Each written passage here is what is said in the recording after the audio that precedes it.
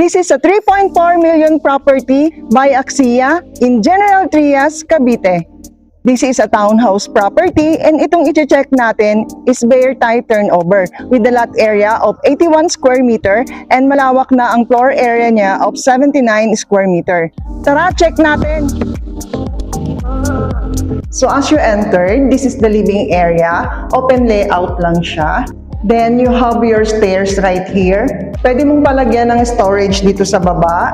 And then meron ka pang space for your dining and for your kitchen area.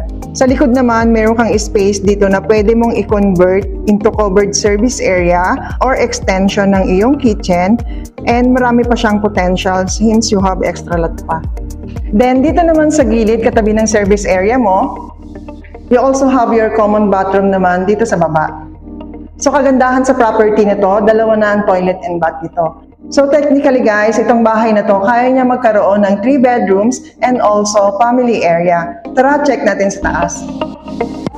Pag akyat mo, makikita mo malawak siya. Again, bare type ang turnover nito. Ikaw ang masusunod sa gusto mong layout.